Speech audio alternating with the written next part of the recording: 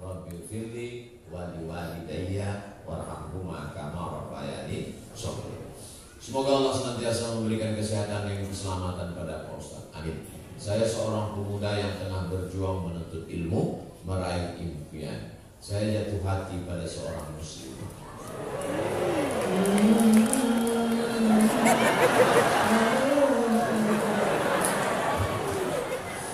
Dan sadar kami memahami perasaan satu sama lain. Sosku. Tapi tidak pacaran. Apa namanya? Kami tidak pacaran sebelum itu menjadi halal. Ustaz, saat ini telah memberikan isyarat untuk segera menghalalkannya. Namun saya rasa bahwa saya harus mempersiapkan segalanya terlebih dulu untuk memastikan kesejahteraan demi masa depan. Apa yang baiknya saya lakukan, Pak Ustaz? Kerja.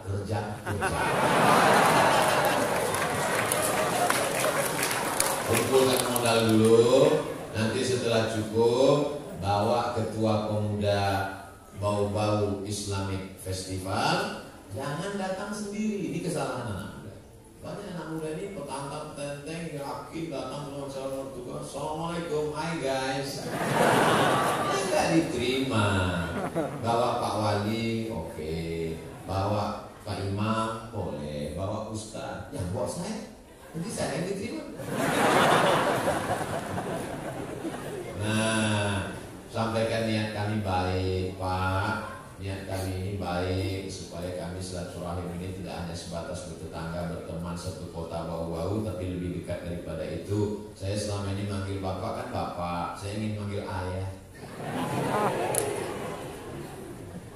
Rebutlah tepat di hatinya, dia akan jadi milikmu untuk selamanya. Jangan lupa doa, jangan hanya sekedar usaha. Jangan mentang-mentang sudah merantau jauh di Jakarta, Bandung, Surabaya, pulang ke Bau-Bau bawa mobil mewah, bawa emas, begitu datang, Assalamualaikum Pak, Assalamualaikum pulut cipika-cipiki, maksud kami mau Minang, dia baru aja angkat ahad kemarin. Itu rasanya melihat pantai laut Bau-Bau seperti permadani yang terhampar. Ingat, bunga bukan setangkai, kumbang bukan seekor. Patah tumbuh hilang berganti, hilang satu tumbuh seribu. Allah Akbar. Semangat jomblo-jomblo ini. Kalau ternyata tidak sesuai dengan skenario, kau tidak pernah buat salah, kau sudah berdoa kepada Allah, yakinlah Allah punya rencana yang lebih indah. Boleh untuk update status ya. Mudah-mudahan adik-adik dipertemukan dengan orang yang baik. Assalamualaikum Ustaz. Waalaikumsalam. Ada pertanyaan. Kaum hawa, maaf, yang sedang halangan tidak boleh tadarus. Karena pemahaman saya selama ini keliru, saya tidak bisa. Perempuan yang sedang halangan, menurut 4 mazhab paling tua Imam Hanafi, nomor 2 Imam Maliki, nomor 3 Imam Syafi'i, nomor 4 Imam Hambali, maka dia tidak boleh baca Quran kecuali 2. Yang pertama, guru. Jadi kalau ada adik-adik, ibu-ibu yang jadi guru di sekolah, kebetulan mata pelajaran tajwid atau Al-Quran, tafsir, dia boleh ngajar tapi bacanya putus-putus. Ya ayyuha alladzina amanu kutiba alaikumusiyam jangan nyambung. Yang kedua, yang hafal Quran kan mesti ngulang hafalannya 1 hari 2 juz. Kalau dia halangan 7 hari berarti 14 juz hilang. Maka dia boleh ngulang hafalannya an zahri qalbin, mulutnya diam, ngulangnya dalam hati. Makanya nanti kalau ada nampak perempuan duduk di bawah pohon diam, itu harus sedang ngulang hafalan. Tanya dia, ada hafal Qurannya? Enggak. Tunggu tadi diam, nunggu kamu. 2. Kaum hawa, maaf, yang halangan tidak boleh masuk masjid. Ada cerita bahwa tidak boleh kita lewat masjid sejauh 40 meter. Tentang nggak boleh lewat masjid 40 meter tidak ada dalil yang sahih. Adapun perempuan yang halangan, 7.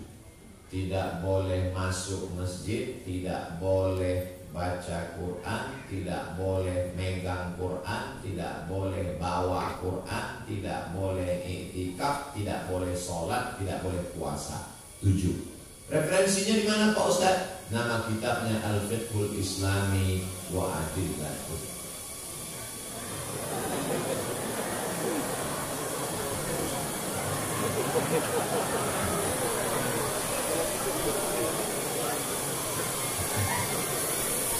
Sallallahu ala Muhammad, sallallahu alaihi wasallam,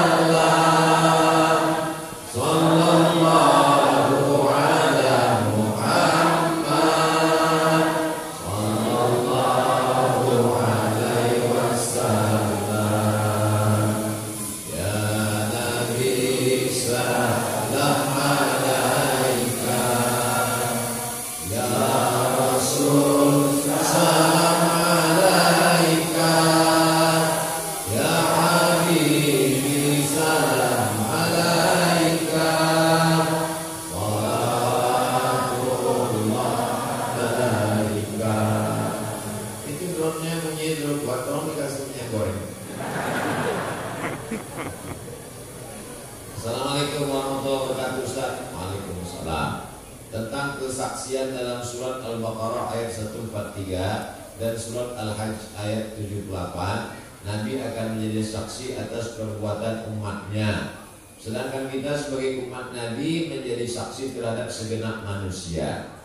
Wa qul i'malu, beramallah. Fasayarallahu amalakum, Allah akan melihat perbuatan kamu.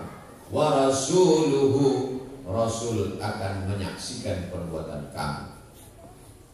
Lalu kemudian nanti semua orang akan dikumpulkan di padang mahsyar. Lalu kemudian Allah SWT mengatakan dalam Al-Quran, Ji'na bika alaihim syahida. Nanti engkau Muhammad SAW akan menjadi saksi bagi seluruh umat. Nabi Muhammad menjadi saksi bagi seluruh umat, dan kita menjadi saksi untuk umat-umat. Pertanyaan, bagaimana mungkin kita sebagai umat Nabi Muhammad akan menjadi saksi terhadap seluruh manusia? Kok bisa kita sebagai saksi? Sebagai saksi apa? Lalu kemudian kita pun dipanggil sebagai saksi di pengadilan. Kepala Bapak A, saksi tersumpah, wallahi demi Allah, tallahi demi Allah, billahi demi Allah.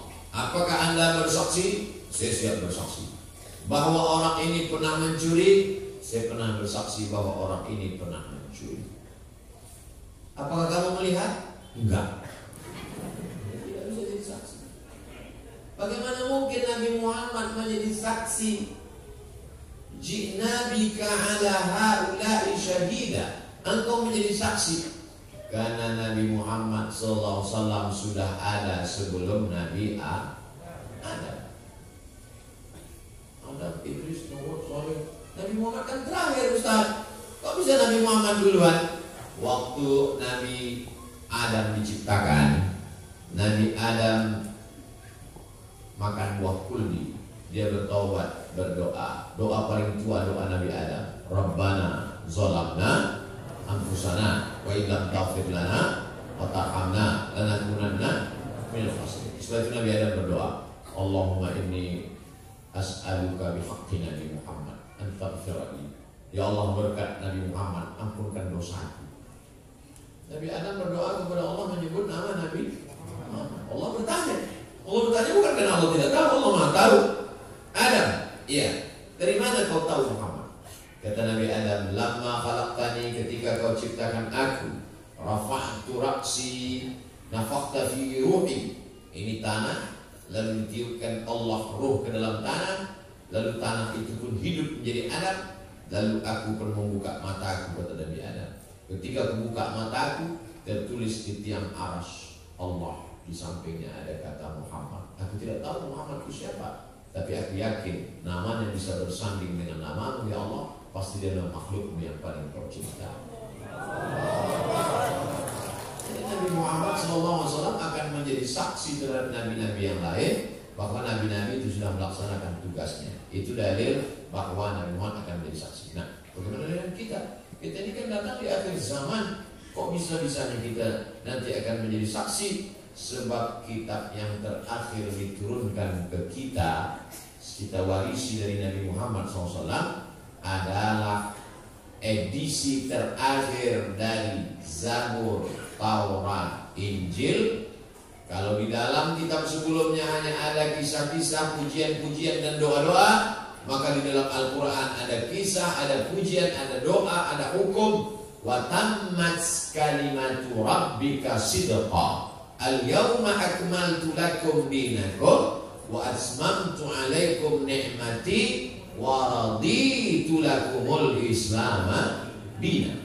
Maka walaupun kita datang terakhir, tapi yang pertama masuk surga adalah umat Nabi Muhammad SAW.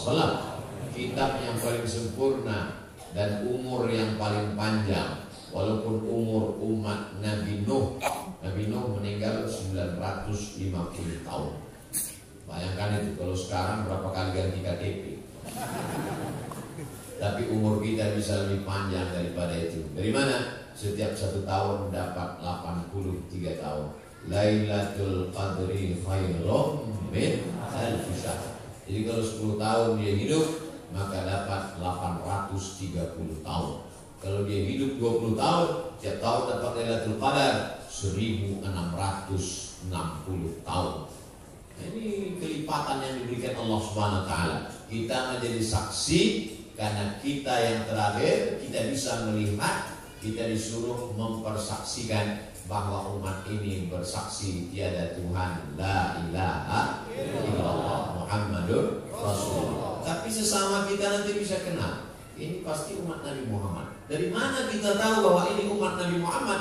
Ghurril muhajjalin, bekas-bekas wuduknya bercahaya, wajahnya bercahaya, tangannya bercahaya, rambutnya bercahaya, telinganya bercahaya, kakinya bercahaya. Nanti pas di padang mahsyar nggak ada yang pakai seragam topi. Dari mana kita tahu bahwa ini? Ketika melihat ada nanti bercahaya bekas wuduknya, nah berarti ini semakin lama dia mempertahankan wuduknya nggak batal, makin terang cahaya. Nanti tiba-tiba ketemu 5 orang. Ini yang wuduknya cuma Jumat aja.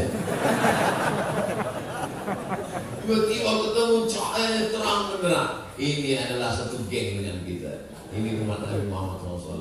Begitulah Allah memuliakan ini. Tapi nanti ada orang sudah bercahaya dekat dengan Nabi Muhammad. Inilah orang yang banyak bersolawat. Allahumma sholli ala sayyidina Muhammad. Aqrabu majlisan, orang yang paling dekat majelisnya. Wajahnya bercahaya, lalu kemudian tiba-tiba dia nanti ada tenda. Ada tenda di bawahnya. Semuanya kepanasan, tapi orang ini dapat tenda. Dapat apa? Ada baruganya di padang mahsyar. Ini siapa? Inilah umat Nabi Muhammad. Kullun mri'in tahta zilli shadaqati. Orang yang bernaung di bawah sedekah. Jadi yang tadi malam itu ada yang bersedekah sampai 25 juta. 26 juta. Itu 26 juta mungkin baruganya sendiri lah pokok. Ada yang 500.000, itu tenda biru plastik. Ada yang 15.000, itu orang. Gak usah kita teruskan, kasihan. Nah, jadi kita nanti punya kelebihan. Dan ketika itu nanti yang pertama masuk ke dalam surga adalah umat Nabi Muhammad. Kenapa? Kenapa umat Nabi Muhammad? Karena ketika panas terik di padang mahsyar, udah gak tahan lagi mereka ngadap ke Nabi Adam. Adam, tolonglah menghadap Allah, kami kepanasan, udah gak tahan ini. Kata Nabi Adam, aku malu sama Allah. Ketika disuruh jangan dekati pohon kuldi, aku malah makan buah kuldi, gak sanggup menghadap Allah. Mereka datang ke Nabi Nuh. Nabi Nuh tolong, kata Nabi Nuh, aku malu. Anakku kan anakku ajak naik perahu, gak mau. Ya bunayya arkab ma'ana. Wahai anakku, mari naik ke atas perahu. Anaknya Kan'an gak mau. Aku malu kepada Allah. Mereka datang kepada Nabi Musa, mereka datang kepada Nabi Ibrahim, mereka datang kepada Nabi Isa. Kata Nabi Isa, aku malu. Setelah aku diangkat, mereka menyembah aku, kata Nabi Isa.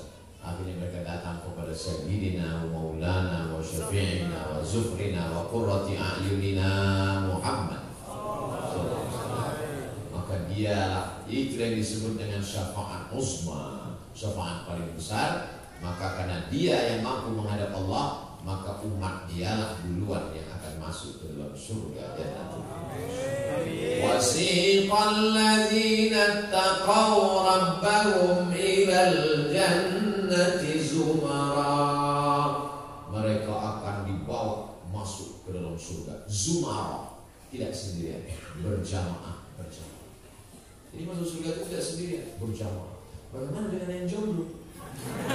Mereka pun punya jamaah juga, namanya jamaah jombloan sejati. Masuk mereka ke dalam surga, dipanggillah perjamaah, jamaah Kesultanan Buton. Tiba-tiba ada Abdul Somad di dalam. Tanya malaikat, ini bukan orang Buton, kok bisa di sini? Aku kemarin tausiah masuk. Itulah gunanya kita berjamaah dengan orang-orang baik, orang baik, supaya kita disatukan bersama orang baik, supaya kita bersama dengan orang baik, bersama di Pulau Buton, bersama di Bau-Bau, bersama di surga Jannah. Amin. Orang kalau sudah masuk surga itu, dia lihat kiri, lihat kanan, lihat depan, lihat belakang. Yang pertama dia tanya adalah orang yang paling dia cintai. Orang bau-bau kalau sampai masuk surga, yang pertama dia tanya sama malaikat, Ustaz Somad. Kata malaikat, dia di ruang VIP. Amin. Sebetulnya Abdul Somad minta doa supaya dimasukkan Allah ke surga Jannatul Firdaus. Yang paling tinggi, surga itu urutannya bukan ke samping, ke atas. Yang paling tinggi itu Jannatul Firdaus. Kata Nabi, idza da'awtumullaha fas'aluhul firdaus. Kalau berdoa kepada Allah, minta Allah surga yang tertinggi, Jannatul Firdaus. Bahasa Arabnya Firdaus. Orang Barat menyebutnya paradise. Firdaus. Makanya disebut al-Firdausil A'la, Firdaus yang tertinggi. Jadi doa itu minta yang tertinggi. Ini banyak orang sedang doa, ya Allah masukkan aku ke surga. Di emperan pun gak apa.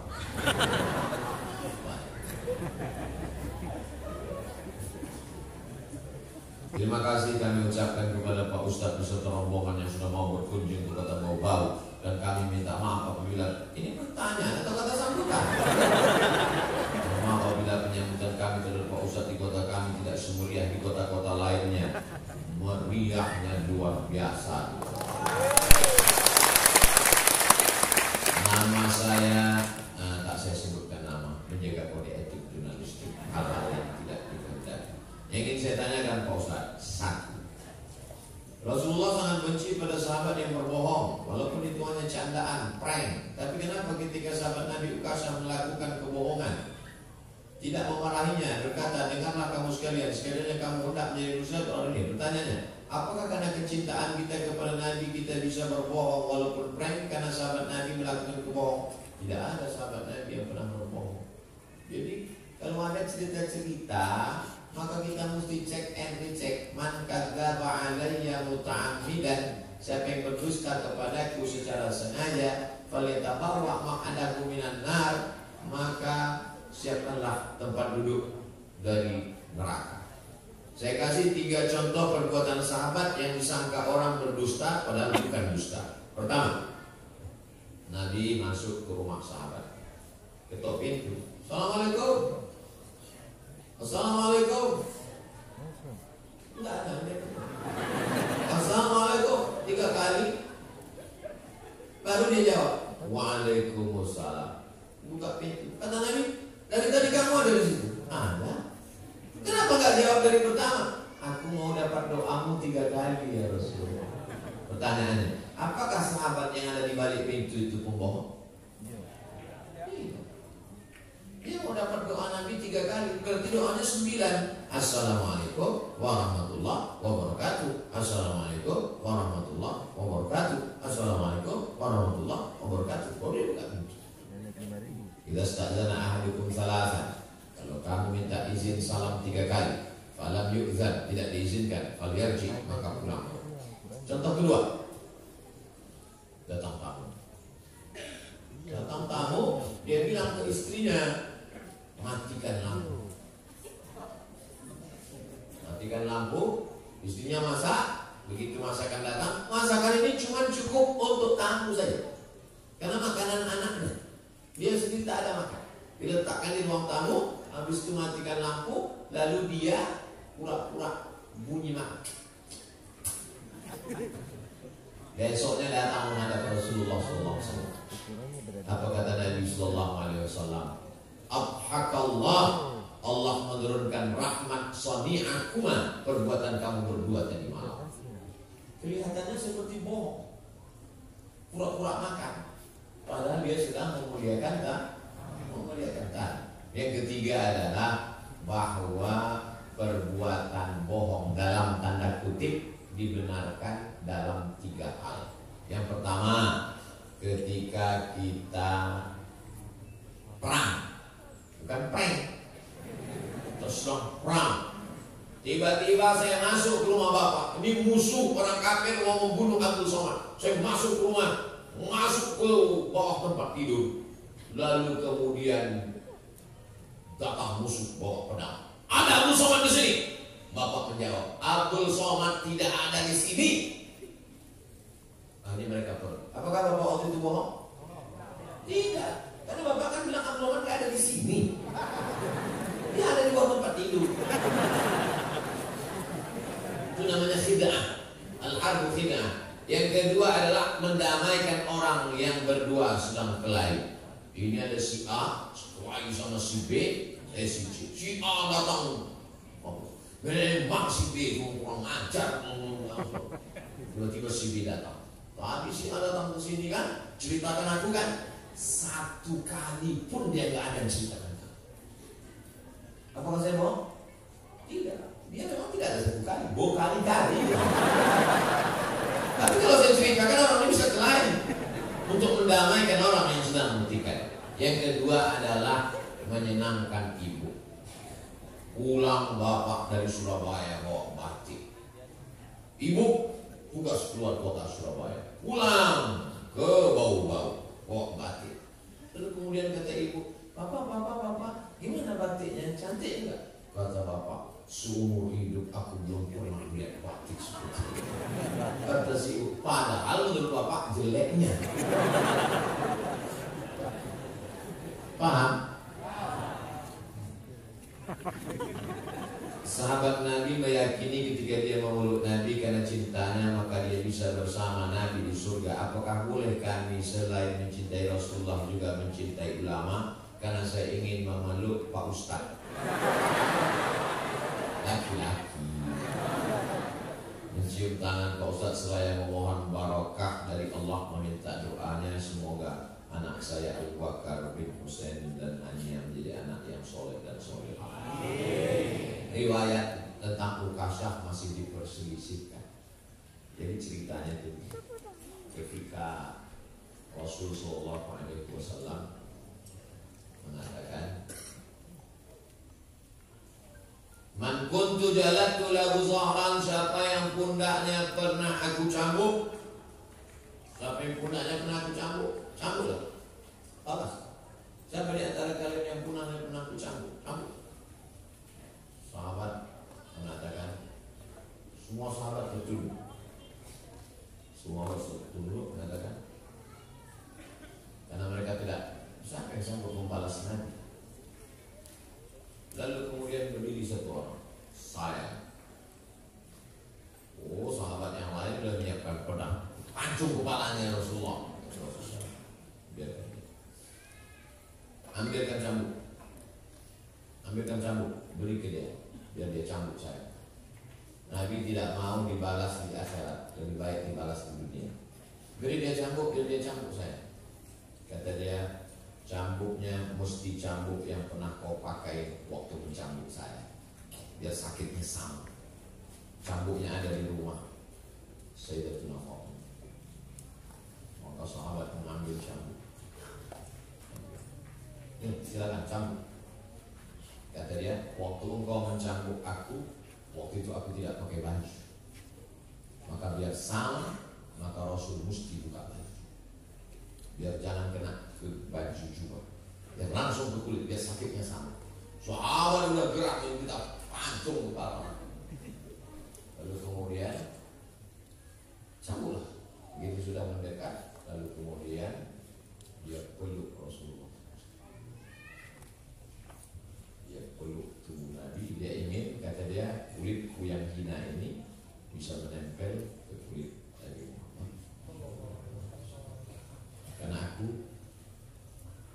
tidak yakin, karena aku orang berkulit hitam, aku bukan bangsawan, aku tidak yakin aku bersama. Dalam hadis lain dikatakan lagi, almar'u ma'aman ahab, orang akan bersama dengan siapa yang dia cinta. Mudah-mudahan kecintaan kita juga akan membuat kita bisa bersama dengan Rasulullah. Tentang status hadis ini masih diikhtilafkan di antara ulama. Ada yang mengatakan ada yang mengatakan tidak. Terlepas dari itu semua, bahwa isinya bercerita tentang cinta dan bagaimana cara dia meraih cinta Rasulullah Sallallahu Alaihi Wasallam.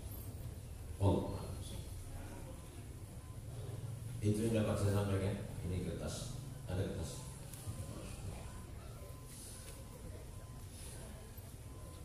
Saat ini sedang viral tentang nikah beda agama yang disahkan oleh pengadilan negeri.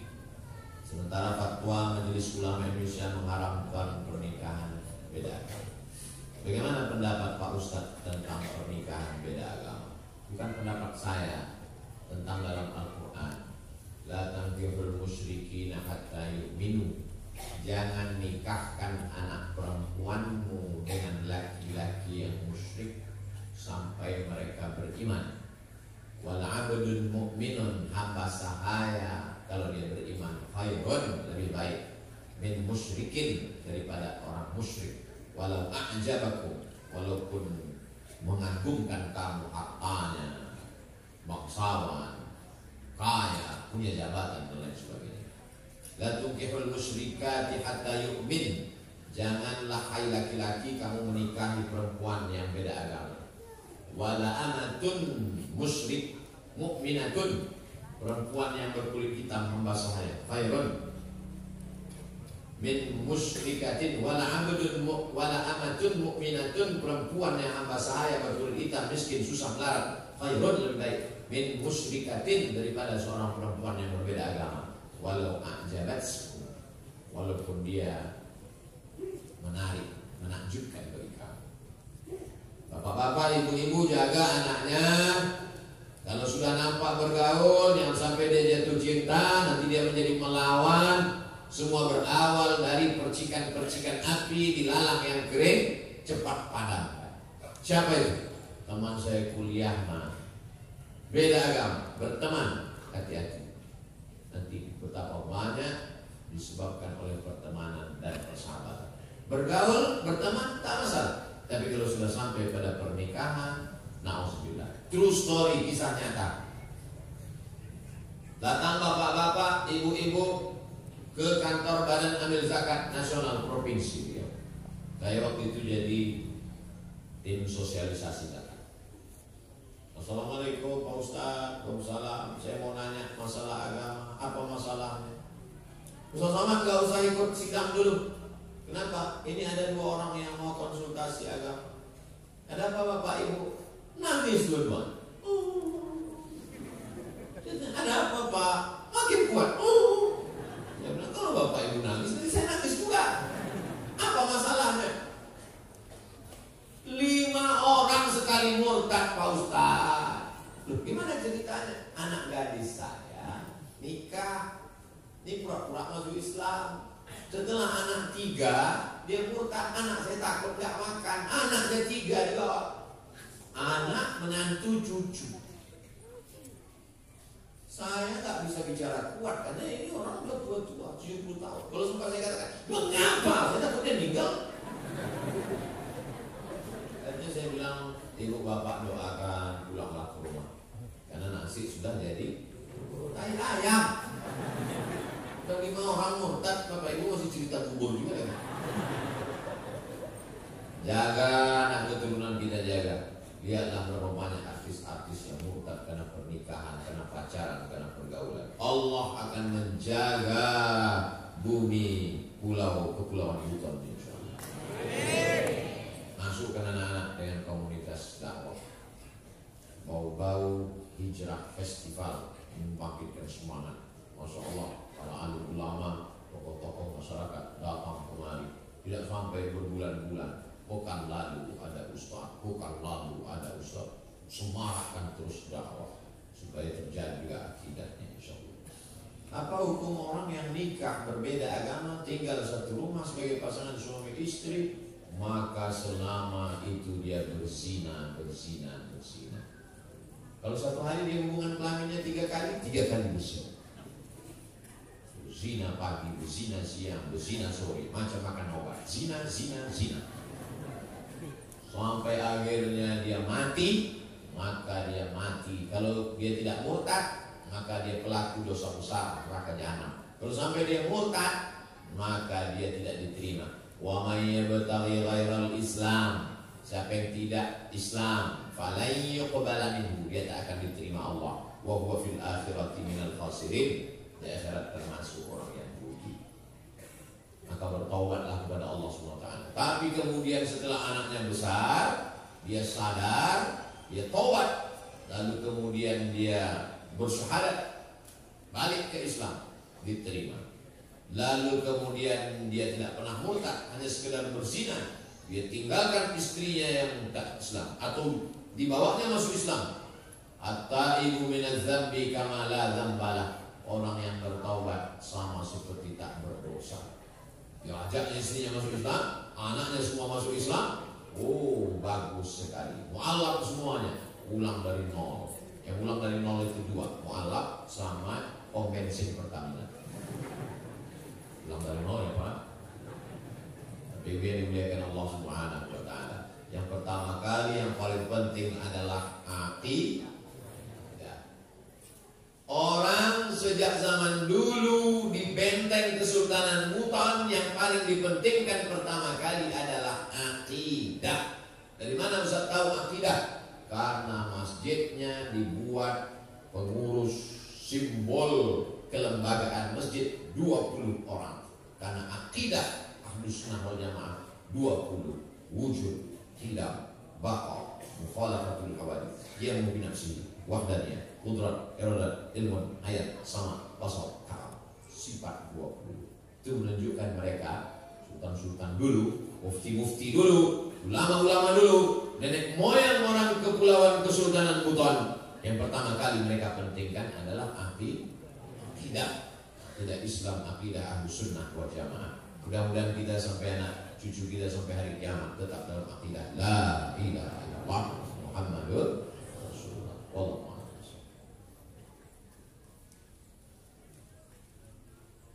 Siapa Tuhan yang Maha Esa yang dimaksud oleh uang?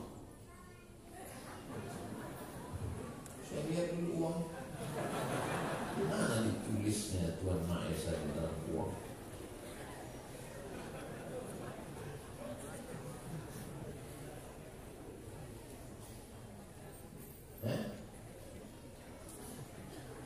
Dengan rahmat Tuhan yang Maha Esa. Siapa yang dimaksudnya di situ?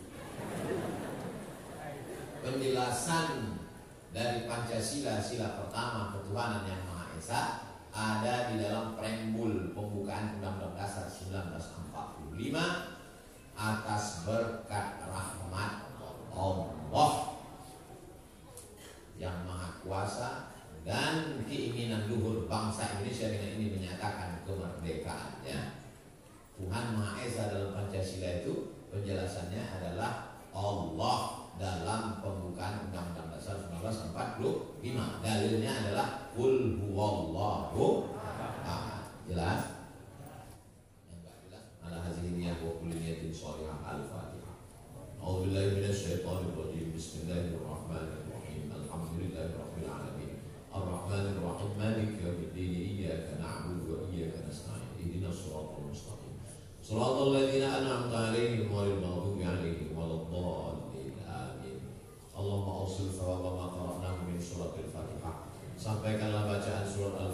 Fatihah ila arwahi salatin mamlaka. Assalamualaikum warahmatullahi wabarakatuh.